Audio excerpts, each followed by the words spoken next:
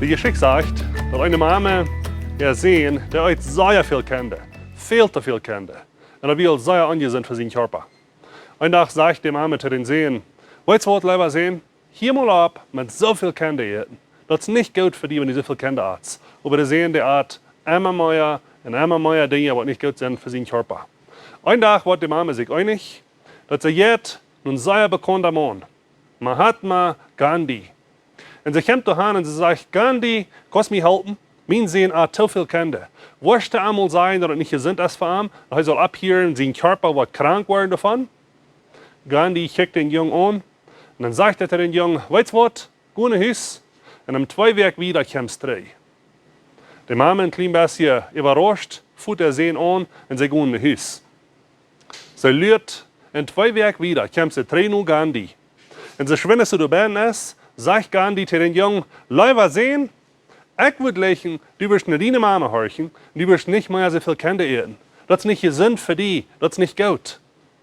Der Junge kickt ihm sehr überrascht an, ein bisschen nachdenklich, dann sagt er, Gandhi, ich will horchen. Ich will meine Mama horchen und ich will nicht mehr so viel Kinder eten. Die Mama war gerade nach Hause gehen, dann dreht sie sich um und dann kickt sie nach Gandhi und dann sagt sie, warum setzt ihr meinen Sehen dort nicht 2 Wochen 3? Und Gandhi sagt, weißt du, 2 Wochen 3? Dann habe ich selbst noch sehr viel Kinder und sehr viel Sättigkeiten. Dann kann ich ihm das nicht sagen, wenn ich das kriege, das selbst hier. Reema Kapitel 2, Vers 1 sagt, wenn wir andere Menschen rechten und das selbst hier denkt tun wie selbst, dann wird Gott sein Gerecht über uns kommen. Sag ich, dort nicht andere Menschen rechten. Und selbst das denkt tun, für was die anderen Menschen verhüllen ist. Du und ich sind verantwortlich. Unsere Brüder im Herrn, unsere Geschwister, unsere Kinder, unsere Nachbarn, denken zu halten, wann die Fehler merken. Aber immer so, wie ich schicken nur ans Leben, wusst du auch. Wenn ich das sage, dass mein Nächster einen Fehler merkt, soll ich kein Grund das sagen. Aber vor dem soll ich mich selbst betrachten, wusst du auch.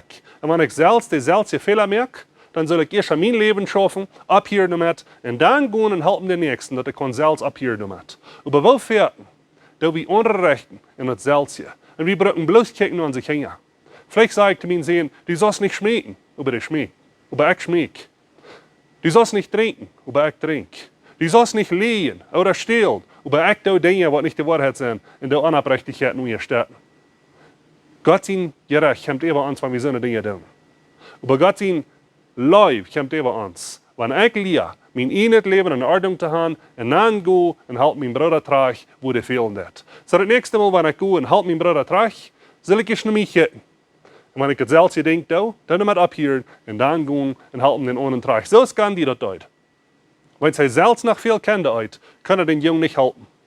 Aber wenn sie selbst hat abgehört damit, dann gehen er und halten den und das braucht Frucht. So muss Gott uns halten, genug geben, dass wir uns in das Leben in Ordnung haben und dann den Nachbar, den Bruder, die Kinder halten und wiesen, wo recht zu leben. Gottes Segen.